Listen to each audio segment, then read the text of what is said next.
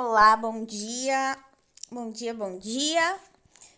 Hoje, então, damos continuidade na nossa aula de língua portuguesa destinada ao sexto ano no estudo de mapa conceitual. Lembra que nós paramos ali na página 34? Então, eu pede a vocês que abram a apostila. E aqui nós temos um pequeno texto que fala sobre ficção, né? Como é de costume, deixo os textos para que vocês façam a leitura aí, né? Todos têm a apostila. E assim nosso vídeo não fica maçante, né? Não fica cansativo. Nossa videoaula. Beleza, então vamos lá. Esse textinho aqui, ele nos traz o conceito de ficção e apresenta alguns exemplos, como é que ela surgiu, né? O que é a ficção moderna. Depois vamos fazer a leitura e vamos entender. E aqui, onde ele foi publicado e a data de acesso, né? A apostila sempre traz essas informações que são informações importantes, tudo que diz respeito ao texto, dentro da interpretação textual, é muito importante. Então, vamos lá. Virando a página, ali na página 35, a gente vai ter alguns exercíciozinhos de interpretação em relação a isso que nós lemos ali. Então, assinale as afirmações a seguir, analise as afirmações a seguir e assinale V para verdadeiras e F para as falsas. Em seguida, corrige as afirmativas falsas. Então, aquelas que vocês marcarem como falsas, vão dizer para a Pro como é a maneira correta de se fazer essa afirmação. Olha só a primeira. Os personagens são cópia da realidade e não fruto da imaginação do autor. Será que numa ficção é isso? O que o texto nos diz? Aí, se não for, eu vou marcar um F de falso e vou corrigir. Se é verdadeira, eu só marco e assinalo como verdadeira e passo para a próxima. Beleza? Tranquilinho aqui. Aí, na segunda, que questão focal pode ser elaborada a partir desse texto? O que é a questão focal? A questão focal, como nós vimos na aula passada, é aquela pergunta que norteia todo o meu mapa conceitual, né? O mapa conceitual, ele sempre responde alguma coisa, ele responde alguma questão. Então, a primeira coisa que eu penso é na minha questão. Que questão eu poderia elaborar a partir disso? Então, se eu não leio o texto, eu não consigo fazer as questões de interpretação. Olha a importância da leitura. Na vida, né? Na nossa vida, a leitura é muito importante. Aí a terceira. Que palavras conceito podem ser extraídas do texto a fim de definir a questão focal? Então, vocês vão ali identificar as palavras conceito, aquelas palavrinhas que são mais importantes, que foram especificadas, explicadas lá no meu texto. O que eu entendi, o que eu aprendi com a leitura desse texto. Eu vou colocar ali, por exemplo, ficção, né? Que é a primeira, que é a mais importante, né? Ela é o título lá do nosso texto. E aí, a pergunta poderia ser o quê? O que é ficção? Qual a história da ficção, né? O que é ficção, por exemplo? E aí eu coloco ali, aqui nesse primeiro quadradinho, ficção. Depois eu coloco as palavrinhas que servem como elos, né? As palavras de ligação. Olha aqui a número 4, o que nos diz. Construa um mapa conceitual com essas palavras conceitos, sem esquecer de inserir os termos de ligação. Então, eu coloco ali os termos de ligação e depois coloco as palavrinhas conceitos. Tranquilo? Perfeito. Virei a minha página, fui para 36. Ali na 36, eu tenho o seguinte exercício. Relacione as características à pergunta focal correspondente. Então, a nossa pergunta focal, qual era? O que é ficção? Beleza. Agora aqui eu tenho outras perguntas. Tenho a seguinte pergunta. O que é conto e o que é romance? E aí eu vou assinalar número 1 para aquilo que é conto e número 2 para aquilo que é romance. É uma história longa. Uma história muito longa. É um conto ou é um romance? Romance, né? Essa aqui tá fácil. E aí uma história, eu vou marcar 2 ali. Uma história curta. Uma história curta é o conto. Aí apresenta poucos personagens. Qual das duas apresenta poucos personagens? Vou marcar ali, 1 ou 2. E assim sucessivamente. Logo em seguida eu tenho mais um mapinha para completar, para ficar craque no mapa conceitual. No texto há outras informações que podem gerar novos mapas conceituais, como os conceitos de conto e romance. Elabore, com base no texto, mapas que têm como questões focais definições de cada um desses gêneros literários. Então, a primeira coisa que eu faço é criar minha questão focal. Aqui eu vou falar sobre conto. Então, a questão pode ser o que é conto, depois o que é romance. E aí eu vou preenchendo ali as características do conto. Onde é que o conto é publicado? E aí eu faço isso, utilizo como as palavras de ligação ali, aquelas que vão ligar o conto às suas palavras conceito. E completo com as palavras conceito. Mesma coisa no romance. Tranquilo? E aí lá na 37, eu vou estudar sujeito e predicado. Isso é algo que nós já vimos, né? Então aqui a apostila traz de novo, por quê?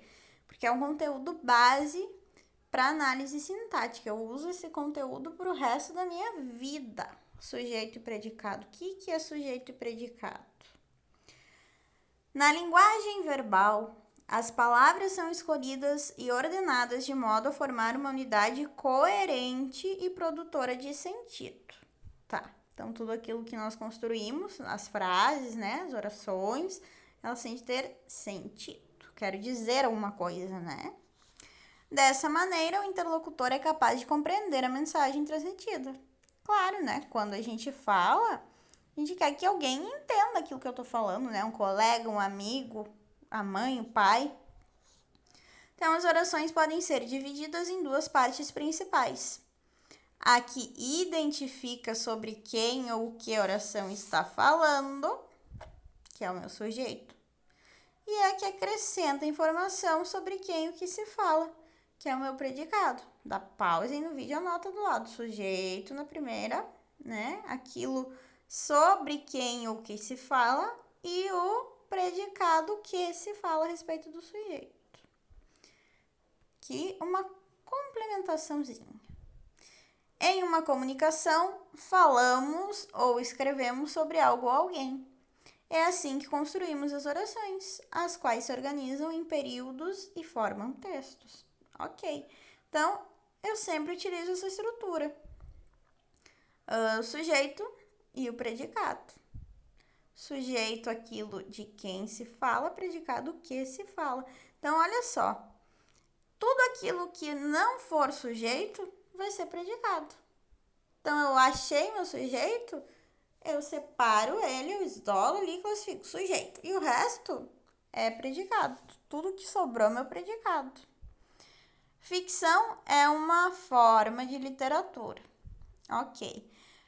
Por que a Pro sempre fala que o mais importante é encontrar o verbo? Porque se eu não tenho verbo, eu não tenho uma oração, né? Então, eu preciso encontrar o verbo.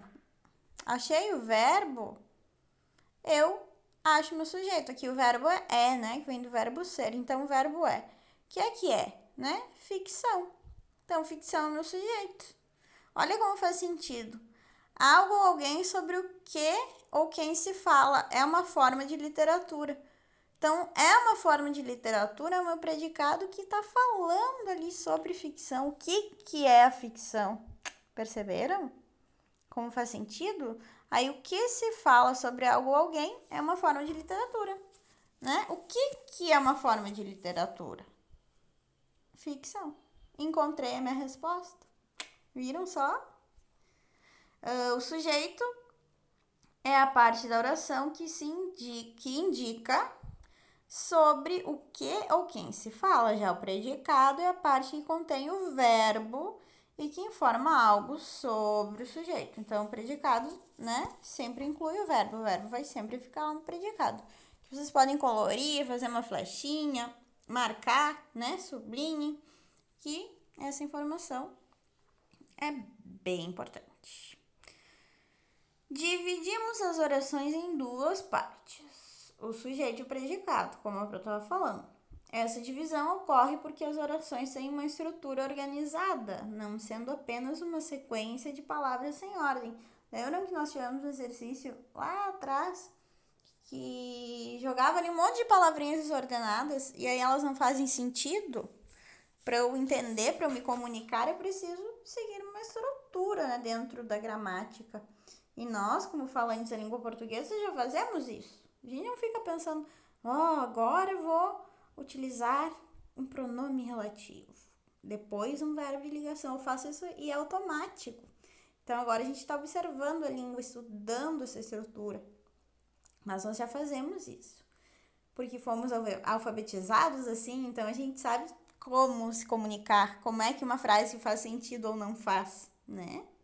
Então aqui, uma para vocês separarem sozinhos agora. Analise a frase a seguir e indique o sujeito predicado. O escritor de ficção inventa personagens. Aí eu vou separar, classificar o sujeito e vou escrever ali bonitinho o meu predicado. Beleza. Primeiro eu acho o verbo, faço a pergunta quem é que, né? E eu acho aquele alguém ou algo sobre o que ou quem se fala. Lembrando que o sujeito, ele não é uma única palavra, né? Depois eu acho o núcleo daquele sujeito, que é a palavrinha mais importante. Mas eu não, às vezes sim, né? Às vezes eu tenho uma única palavra como sujeito. E às vezes não, né? Pode ser um termo, uma expressão, mais de uma palavra configura um único sujeito. Então, por isso é muito importante perguntar para o verbo, quem é que inventa? E aí vocês vão achar a resposta. O verbo sempre entrega, o verbo é dedo duro. Então tá. Aí aqui na 8, eu tenho exercícios de sentido, né? Para que eu interprete cada frase e veja o que muda. Indique as partes que correspondem ao sujeito e ao predicado de cada oração. Depois explique a diferença de sentido entre os pares de orações. Então, eu tenho duas orações com sujeitos diferentes. O cachorro machucou o cão, o cão machucou o garoto e o garoto machucou o cão. E aí eu vou separar sujeito e predicado de cada uma delas e depois vou dizer qual é a diferença de uma para outra. Eu tenho 3 exercíciozinhos assim, A, B e C. Tranquilo? Aí lá na 9,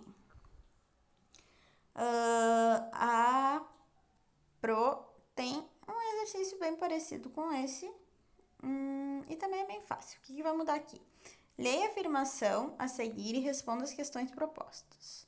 Os contos apresentam poucos personagens. Aqui, o que eu tenho que fazer de diferente? Eu vou retomar ali o mapa conceitual e eu vou completar.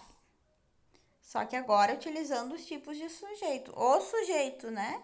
Complete as lacunas. O que apresenta poucos personagens? A resposta tá ali em cima. Os contos. Então, os contos é sobre quem se diz algo. Portanto, os contos é sujeito ou predicado.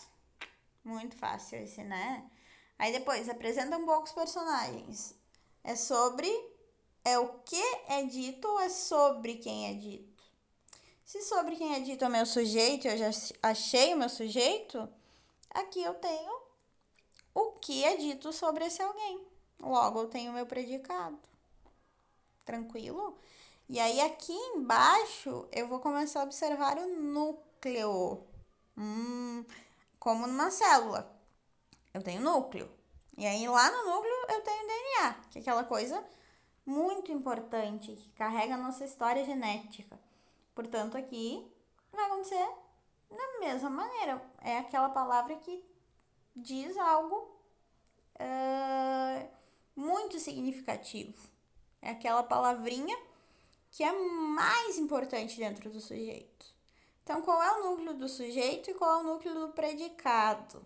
O predicado também tem núcleos. Então, olha aqui uma explicação para complementar. Quadradinho complementa tudo que nós estamos estudando. Cada um dos blocos, sujeito e predicado, é organizado em torno do termo mais importante, o núcleo. Por isso é uma oração. Em uma oração, há o núcleo do sujeito e o núcleo do predicado, beleza? Temos o núcleo do sujeito, temos o núcleo do predicado. Qual que é o núcleo do sujeito aqui em Os Contos Apresentam Poucos Personagens? Tem os contos, que é o meu sujeito. É os ou é contos? Os apresentam poucos personagens, não teria muito sentido. Agora, se eu tiro os e digo, contos apresentam poucos personagens, eu tenho mais sentido. Então, o núcleo do sujeito é contos. Contos é o núcleo do meu sujeito. Já anota aí. Dá pause e anota. E aí, o núcleo do predicado vai ser o verbo, quando eu tenho um verbo de ação, ou vai ser um nome, quando eu tenho um verbo de ligação. Aí, o nome, o predicativo, vai ser meu núcleo. Isso tudo a gente vai ver, não se assustem. Tá bem? E depois eu tenho o verbo nominal. Mas agora, aqui nesse exercício, qual é o núcleo? É o verbo, né? O verbo, porque é um verbo de ação, apresenta, né? Quem apresenta algo aqui, né? Que são poucos personagens. Então, apresentar é uma ação, é algo que está acontecendo. Alguém precisa apresentar alguém, é uma ação que alguém está desempenhando. Então, aqui, o núcleo do predicado é apresenta. Muito bem. Aí, virei minha página, fui lá para a página 40 e eu tenho mais exercícios para fixação. Analise as orações a seguir e identifique as informações solicitadas. Primeira oração. O romance tem muitos personagens. Vou achar meu sujeito. Vou separar o do predicado. Aí vou dizer qual é o núcleo do predicado e qual é o núcleo do sujeito. Se é verbo de ação, sempre será o verbo. Nesse caso, são todos verbos de ação. Olha essa dica, que dica boa. Já sei que será no predicado sempre, em todas essas questõezinhas, o núcleo do predicado será um verbo. Então, eu vou achar meu verbo e vou classificá-lo ali como o núcleo do meu predicado. E claro, separando sempre o sujeito do predicado. Beleza? 11. Analise as orações a seguir e responda as questões propostas. Ficção é uma forma de literatura. Aqui, bebês, eu já tenho o verbo de ligação. Olha só, o predicado sempre apresenta verbo. Porém, isso é um fato. Isso é uma lei. O predicado sempre tem verbo. O verbo é obrigado a ficar no predicado. Ele vai ficar no predicado. Porém, em alguns casos, a forma verbal não é o seu núcleo. Quando eu tenho um verbo tongo, um verbo de ligação, ser, estar, ficar, parecer, permanecer, né? Por exemplo, eu estou no 6º ano, eu estou. Durante todo o ano de 2020, eu estou, né? É um estado. Eu não acordo na 6ª, no 9º, aí vou dormir e no sábado eu tô no 7º. Não. Eu estou no 6º ano, é um estado. A parede do meu quarto é azul. É um estado, né? Ela é permanentemente assim, a não ser que alguém pinte, né? Exerça essa ação sobre ela. É um estado. Então, quando eu tenho verbo de estado, eu tenho um predicativo do sujeito. Então, ali o núcleo já vai ser um nome. Olha só, ficção é uma forma de literatura. Qual é o predicado? É uma forma de literatura. Nessa oração, o termo principal do predicado é uma forma verbal? É ou não é? Não, né? Por quê? Porque eu tenho um verbo de ligação. Então, lembram que o adjetivo sempre caracterizava lá o substantivo, atribui um sentido novo, modifica o substantivo? Aqui é a mesma coisa. Modifica, né? O predicativo, ele modifica a ficção, ele está caracterizando, tá explicando pra gente que a ficção é uma forma de literatura. Então, não, né? O termo principal do predicativo aqui não é uma forma verbal, é um nome. Forma de literatura. Então, o núcleo desse predicado é forma. É um nome. É uma forma. E aí, de literatura é disjunta de nominal do substantivo forma. Não vão se assustar. Mas é isso aí. Vou classificar como núcleo do predicado forma. Qualquer dúvida que vocês tenham em relação a essas questõezinhas, chamem a pro. Tô sempre disponível. Não fiquem com dúvidas. Combinado? Ali na 12, assinale os predicados dos trechos a seguir. O escritor de ficção analise, né? Pro. Deixa eu aumentar aqui. Essa hora, vista já tá cansada. Analise os predicados dos trechos a seguir. O escritor de ficção inventa personagens. Os contos são menores do que as novelas. E aí eu vou encontrar o verbo de cada uma delas. Vou separar ali sujeito de predicado. E depois vou responder. Qual trecho contém um verbo como núcleo do predicado e qual trecho não tem um verbo como núcleo do predicado?